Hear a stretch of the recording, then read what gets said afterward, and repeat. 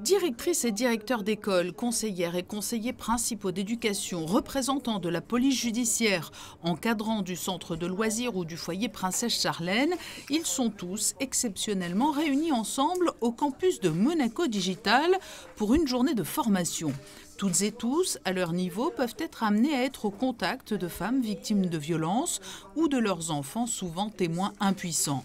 Pour permettre à tous ces intervenants d'accueillir au mieux les victimes, des sessions de formation sont organisées depuis le début de l'année à l'initiative du Comité pour la promotion et la protection des droits des femmes. C'est très important pour nous cette action de formation puisque ça démontre une volonté forte de lutter contre les violences et ça fait partie du plan de lutte contre les violences mis en place par le comité avec la DRH de la fonction publique. Et ça fait suite également à la loi de 2011, la loi monégasque sur la répression et la prévention des violences particulières, qui impose que le personnel qui est en contact avec les victimes de violences soit formé. Et pour bien accueillir les victimes de violences, il faut notamment repérer et mieux comprendre les mécanismes de violence. Une fois que ces mécanismes sont compris par les stagiaires, on peut analyser un petit peu la manière d'aborder les choses. Il faut voir que ça peut paraître compliqué. On peut se dire « Ah ben non, c'est tabou, ça relève de l'intime, on ne peut pas aborder ces questions-là ».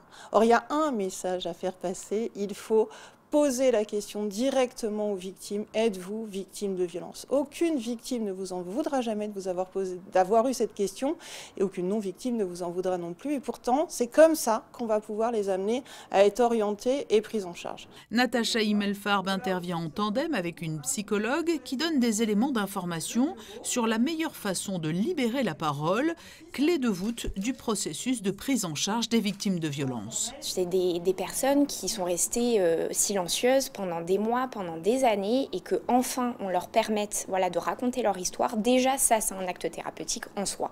Voilà. Après, dans la prise en charge psychologique spécifique, ça va permettre d'éviter en fait la chronicisation des symptômes liés au traumatisme psychique, qui sont des symptômes quand même très handicapants dans la vie quotidienne.